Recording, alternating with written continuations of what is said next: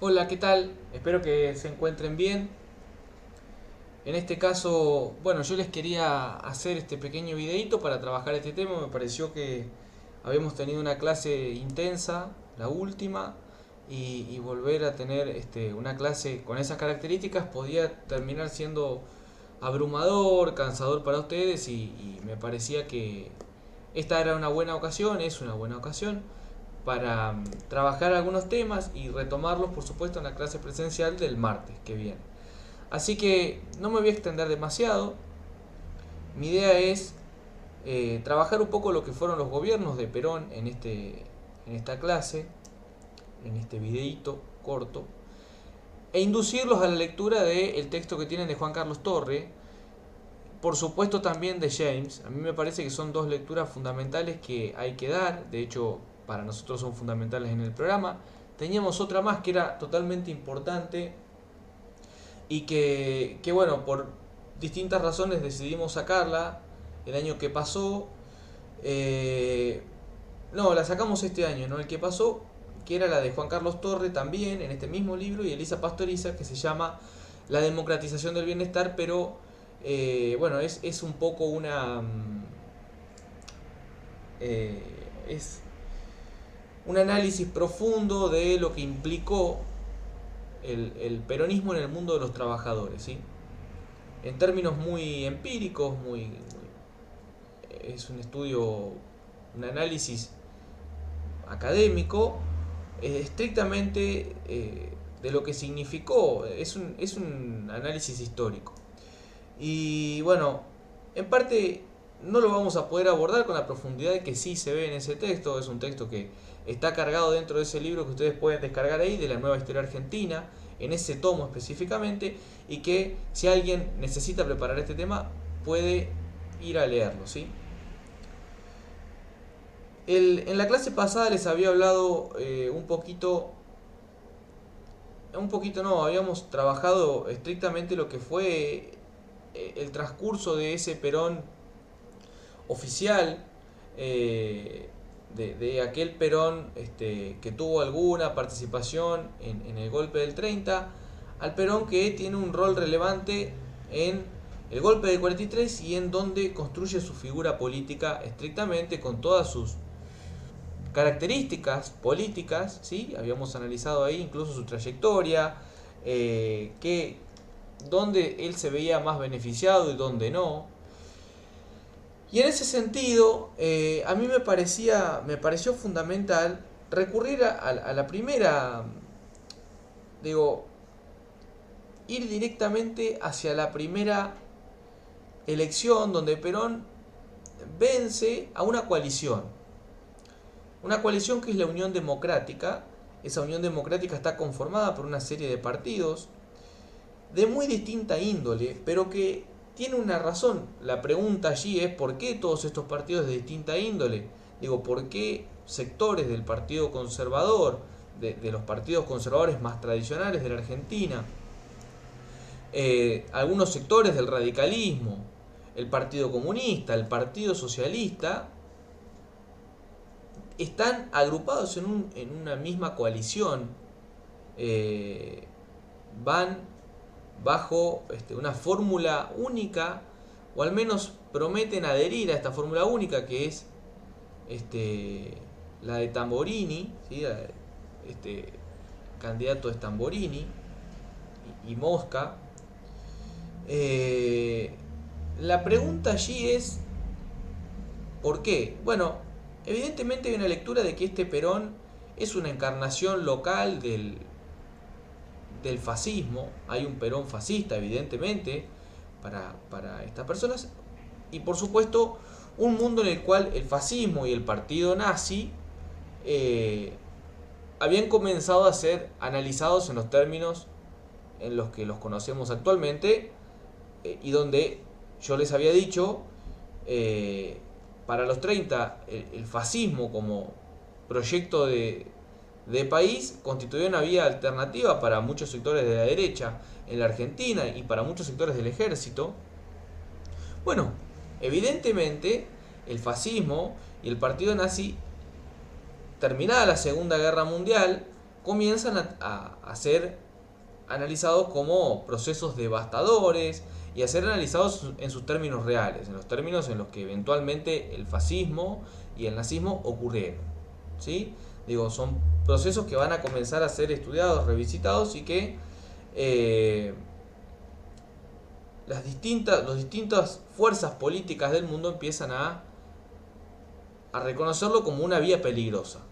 ¿Sí? Como digo, las distintas, incluso las fuerzas de derecha y por supuesto las derechas liberales entienden que los peligros que entraña el fascismo, y ni hablar de lo que son los partidos proletarios, en especial los partidos revolucionarios, entre ellos el Partido Comunista, que depende, ya habíamos hablado, de la central, del Partido Comunista Central, que está en la Unión Soviética, radicado en la Unión Soviética, ¿sí?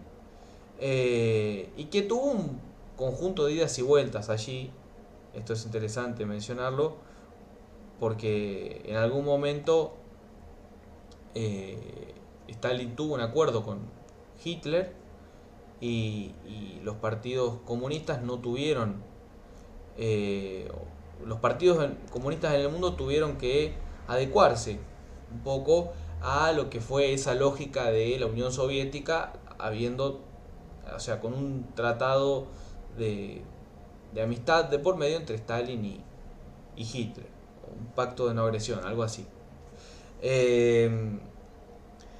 Eso de alguna manera había estructurado un poco el mundo de la oposición al fascismo. Recuerden que antes de 1900, antes de que finalizara la Segunda Guerra, el espectro político argentino está en gran parte dividido entre fascistas y antifascistas. Ojo, que los fascistas no son abiertamente fascistas, no encarnan la identidad fascista, no levantan las banderas del fascismo o del nacionalsocialismo alemán, pero tienen posturas que se les asemejan mucho, en especial posturas de tipo nacionalistas, en especial posturas de tipo corporativistas. Bueno, terminada la Segunda Guerra Mundial, hay distintos sectores que siguen entendiendo que el fascismo representa un peligro y ven en Perón el peligro fascista. Y ven en Perón el peligro de la continuidad de la Revolución de junio del 43, que implicaba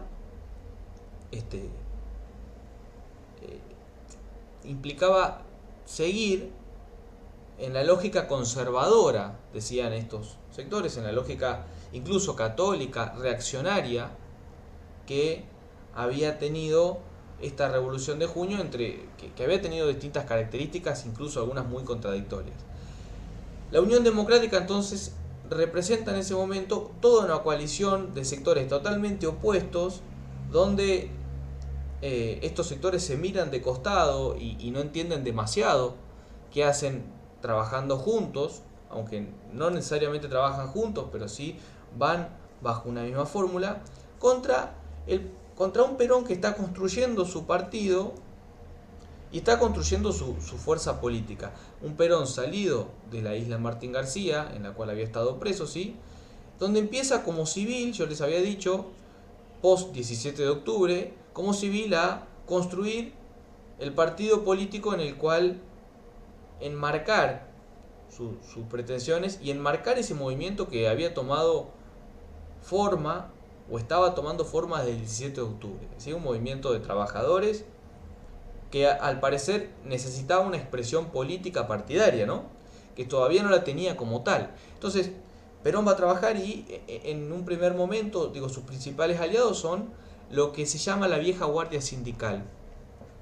Los sindicatos con los que él había tratado siendo secretario de Trabajo y con los que había tenido relaciones continuas y cotidianas.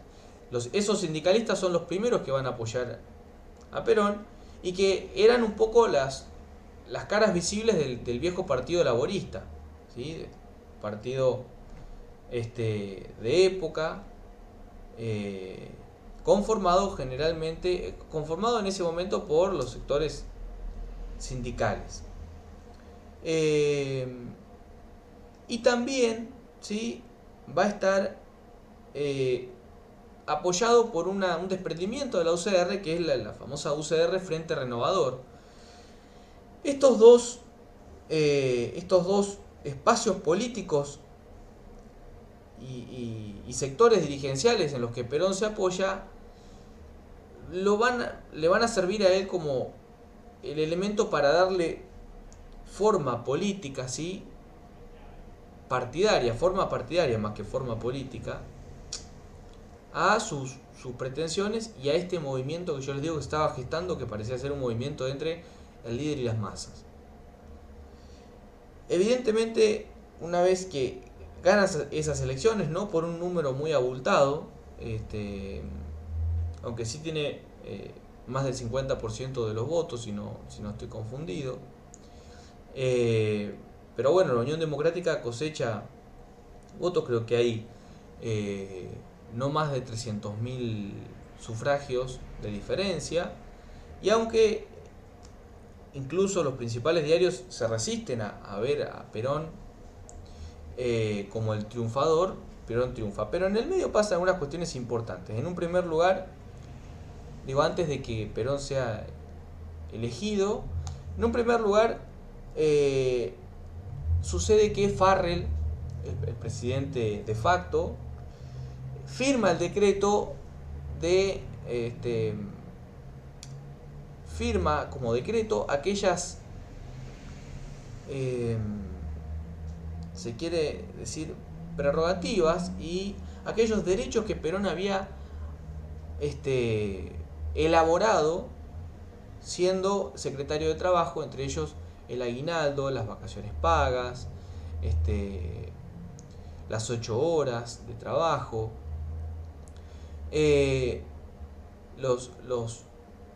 los niveles salariales que Perón había firmado en aquellos convenios colectivos mientras él era el secretario de Trabajo.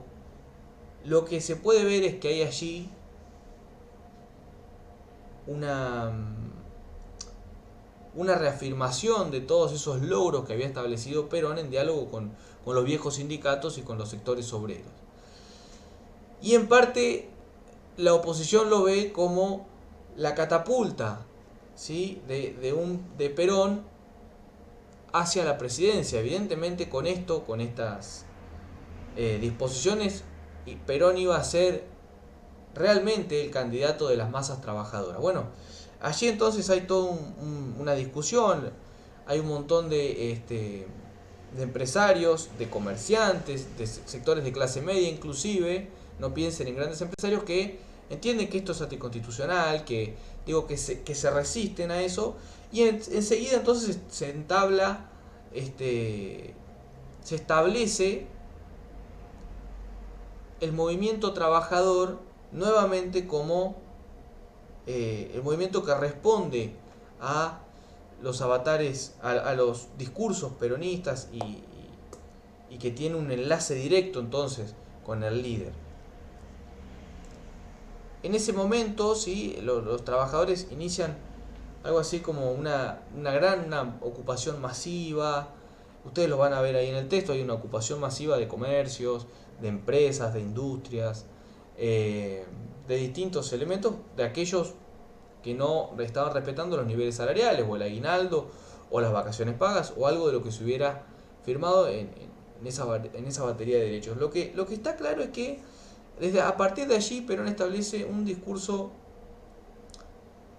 maniqueo, ¿sí?, se puede decir, blanco-negro, en el cual denuncia efectivamente que todo lo que se le opone al peronismo es lo que se le opone a los trabajadores, y no solamente a los trabajadores, sino también lo que se le opone al pueblo argentino. Entonces, Perón, francamente, lo primero que dice es, bueno, ustedes eligen entre Perón o Braden.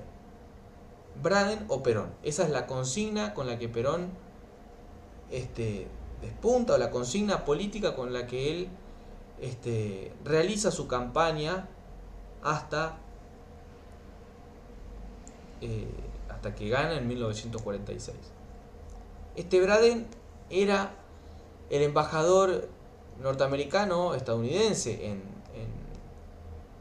en Argentina, y había elaborado un informe, una denuncia de las relaciones entre distintos sectores nacionalistas del ejército argentino y las fuerzas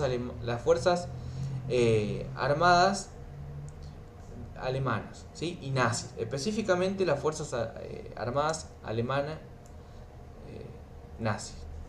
Entonces, en esa denuncia, lo primero que Perón la usa a su favor, esa denuncia, ¿sí?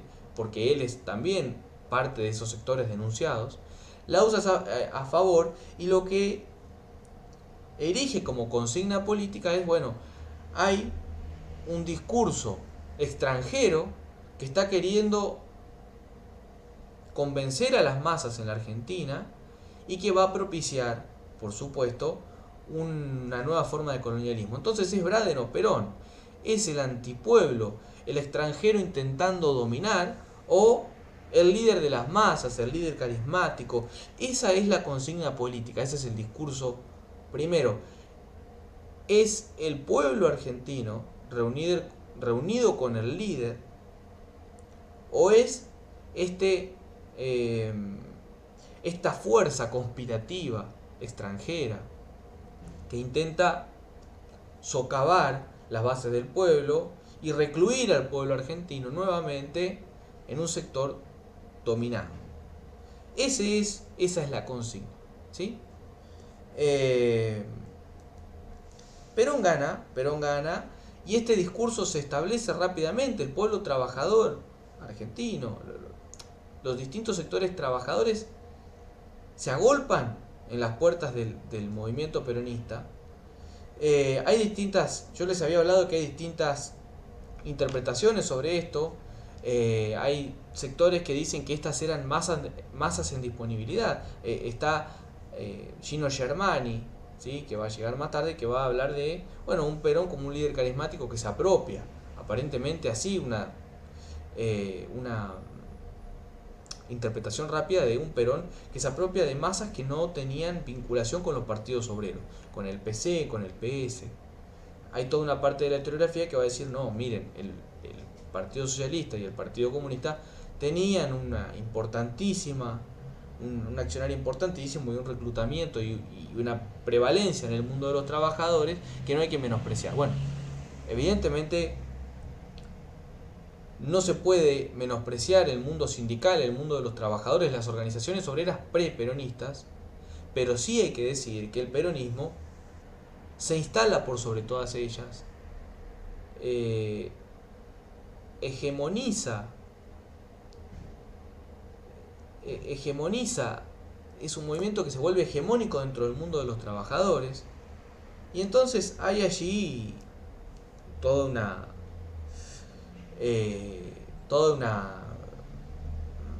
un nuevo mundo, ¿sí? Hay un nuevo mundo para los trabajadores.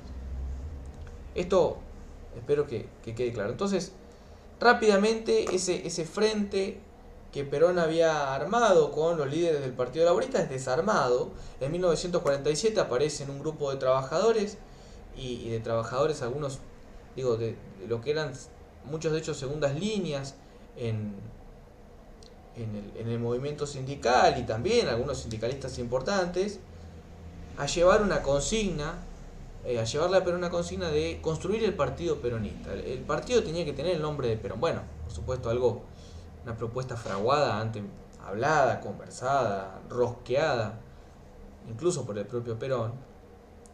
Y comienza a relegar a aquellos dirigentes. Lo que va a construir Perón es una estructura vertical, el sindicalismo se va a volver una estructura vertical, con lazos de autoridad muy fuertes, pero ese sindicalismo va a estar construido por dirigentes que tenían muy poca historia dentro del sindicalismo. Aquellos que lo habían impulsado a Perón van a ir siendo relegados poco a poco por el propio Perón, porque está tratando de construir un poder personalista, y de hecho lo logra. Perón construye un poder personal, y y en parte la nueva estructura sindical va a depender de ese poder personal. Digo, la nueva estructura sindical que crea Perón, la CGT continúa, aunque relega a Gay, que era el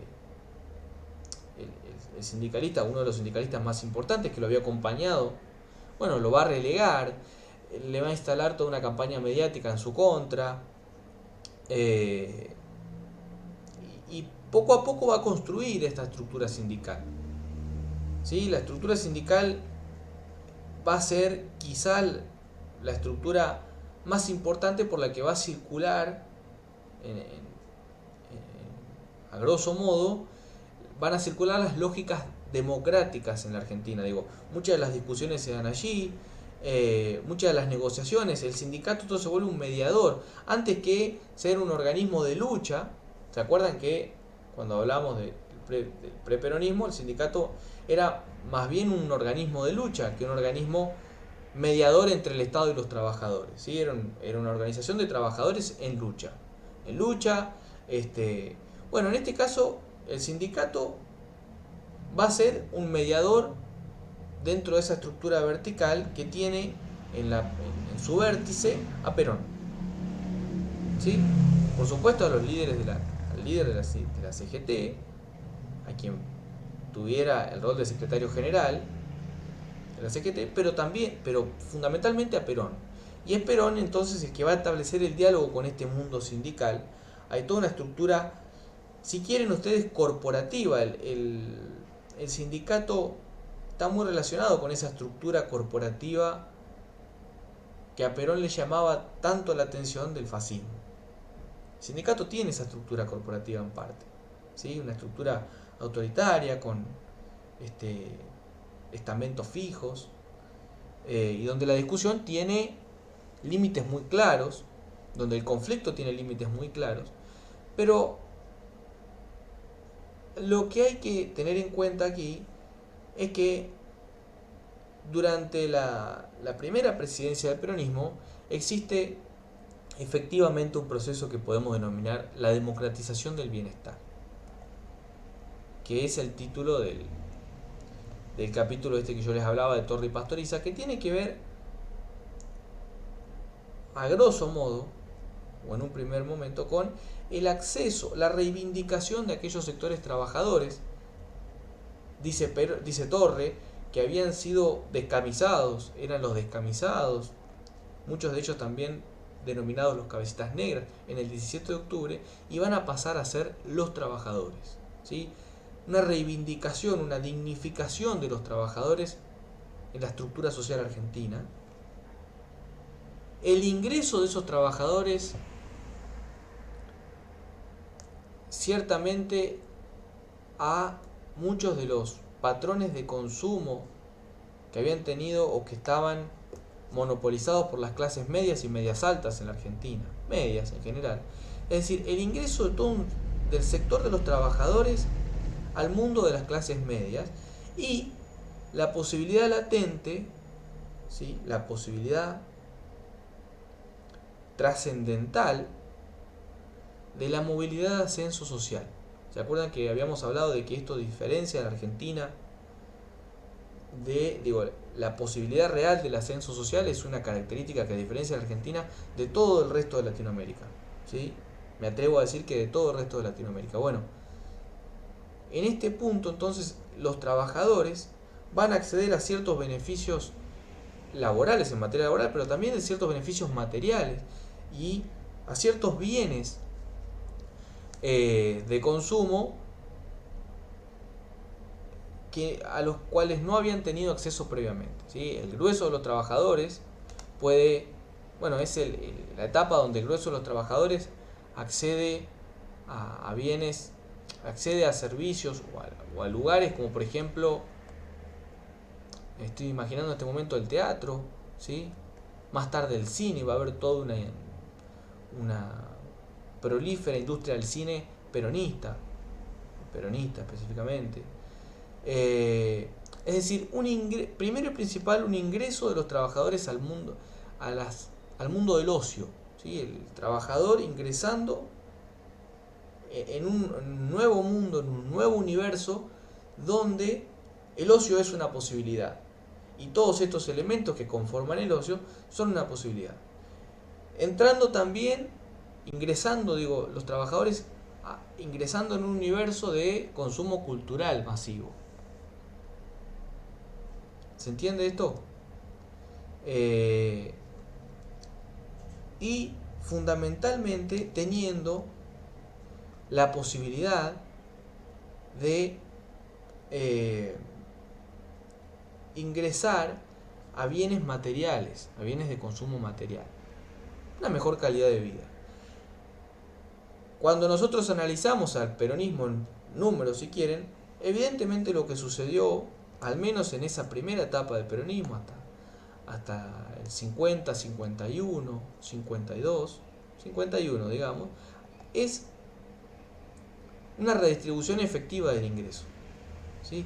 El ingreso y una redistribución efectiva de la riqueza en la Argentina. ¿Sí?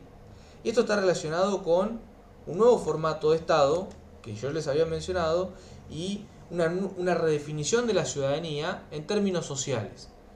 Podríamos hablar, digo, este es el momento, la posguerra en el mundo es el momento del estado de bienestar.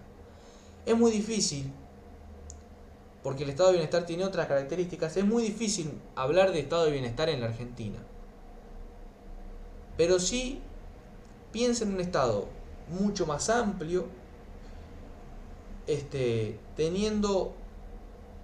incorporándose en lugares y en relaciones, en espacios en los que el Estado no tenía una presencia fuerte, o a veces no tenía una presencia, digo, lo primero que hace es intervenir fuertemente en esta relación empleador-trabajador, y un Estado que va a garantizar distintos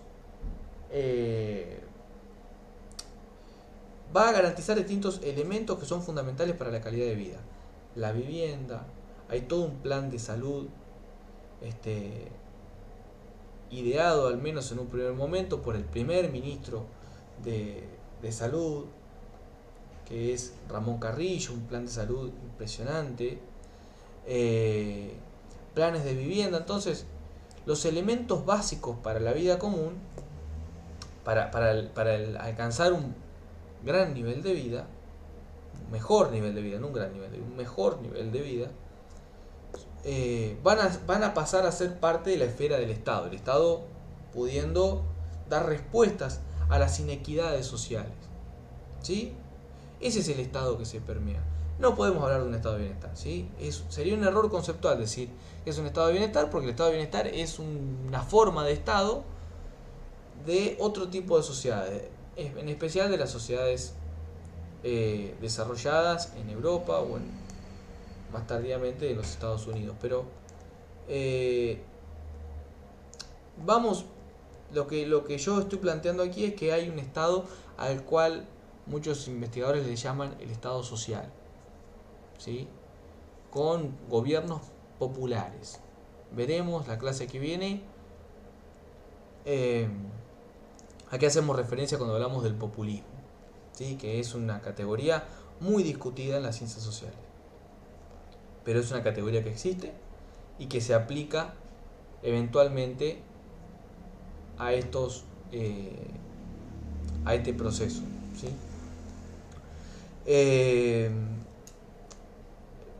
Lo que hay que rescatar de esa primera presidencia de Perón, bueno, yo les hablé un poco aquí del mundo de lo social y de los trabajadores, pero el peronismo en esa primera instancia tiene una relación trascendental con la industria. El primer gobierno peronista establece plan quinquenal que tiene distintos objetivos, y ese plan, entre uno de los objetivos de ese plan quinquenal, bueno, está la conformación del IAPI. Ustedes van a poder leer allí sobre el IAPI, que es una institución estatal que se dedica a comprar los granos del sector agrícola y venderlos al exterior. El IAPI en algún punto, la venta de granos va a estar centralizada. Entonces, efectivamente es el Estado con una intervención sobre la economía, una nueva intervención sobre la economía. Compra los granos, fija un precio, ¿sí? Y vende en los mercados extranjeros. Es decir, no lo pueden hacer como sucede hoy, por ejemplo, exportadores por su propia cuenta. No, no, lo hace el Estado. En esa compra y en esa venta hay una diferencia de precio que durante la mayor parte, durante la primera etapa peronista es a favor, pero luego va a ser este, en contra. El IAPI entonces puede comprar y entonces el peronismo goza durante este primer peronismo, esa primera etapa del peronismo goza de una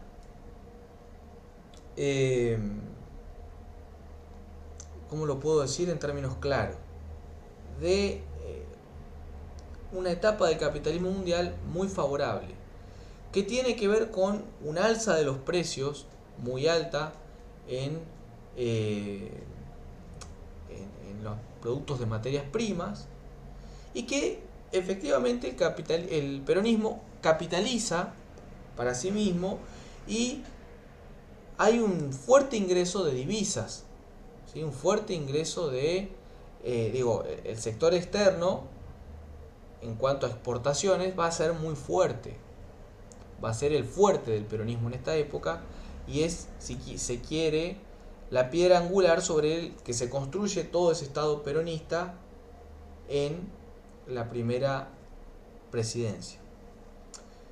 El IAPI, con las ganancias que obtenía entre esa compra local y esa venta al extranjero, fomentó la industria argentina. ¿Sí? La pregunta es ¿qué tipo de industria? Bueno, dentro de la Revolución de Junio había distintos proyectos de industria. Perón tenía un proyecto, estaba ligado a proyectos industrialistas. Piensen que ya desde la década del 30 hay proyectos industrialistas porque la sustitución de importaciones se vuelve un hecho, es un proceso que se le impone al gobierno, no que necesariamente el gobierno propicia, sucede sin que sea una política pública. ¿Sí? Y entonces empiezan a existir distintos sectores que observan que la vía del desarrollo es la vía de la industrialización. Hay intelectuales de la época que ya tienen proyectos de industrialización y que son intelectuales, políticos, ya hay todo un sector que está observando las posibilidades que puede generar la industrialización. La pregunta es qué tipo de industria fomentar. ¿Sí? Un Estado que tiene la posibilidad de subsidiar y de proteger, porque el Estado peronista va a tener también la posibilidad de proteger cerrando fronteras a productos extranjeros, ¿sí? Interviniendo en ese libre mercado. El Estado peronista es un Estado que interviene y que planifica la economía, es decir, no es un Estado que se retrae. Si ya habíamos visto anteriormente que no se puede hablar en ningún momento de un total libre mercado, ¿sí? No existe. El Estado es quizás el elemento fundamental para que en todo caso exista un libre cambio. Pero el Estado siempre es el garante, es un elemento sustancial sobre el cual se erigen todas las relaciones de tipo capitalista. Bueno, si el Estado ya tenía una presencia importante, bueno, piensen que el peronismo es el momento de la gran intervención estatal. Con planificación de la economía. Y esa planificación está relacionada a objetivos claros. Bueno, la industrialización es uno de ellos. Ahora la pregunta es qué tipo de industrialización, y ahí aparecen o aparecían en algún momento dos vías.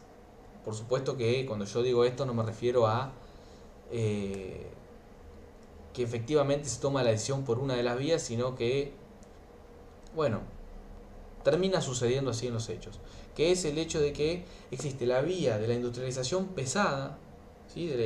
Por un lado de la industria militar y por el otro lado la industria pesada, las industrias de base, ¿sí? La industria pesada y las industrias de base, que son las industrias químicas y las industrias que están relacionadas a a los metales, fundamentalmente. Digo, la industria química y la industria de los metales es quizás el corazón de esa industria pesada. Y por el otro lado existe la otra vía, que es la industria liviana, ¿sí? La industria de alimentos, fundamentalmente, la industria textil, que es una industria que contiene un problema. Digo, la industria liviana debería ser el fruto, en términos ideales, de un eslabonamiento, ¿sí? Un eslabonamiento, lo que se llama un encadenamiento de factores. Digo, la industria pesada está en la base, es lo que posibilita otras industrias. En la medida en que se elabora la maquinaria, por ejemplo, un productor puede pensar en comprar la máquina para tener una fábrica de zapatos. ¿Se entiende? En la medida en que existe una maquinaria.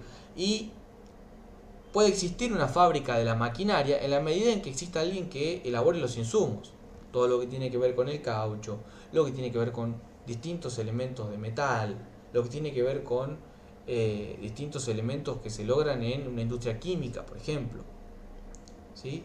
Bueno, eso es industria de base, está en la base, debería ser la base para lograr las industrias livianas, lo que son estas industrias livianas. Bueno, en la Argentina hay una proliferación enorme de la industria liviana sin que esa industria de base exista. Y esto conlleva un problema, que todo lo que no se produce internamente se debe importar.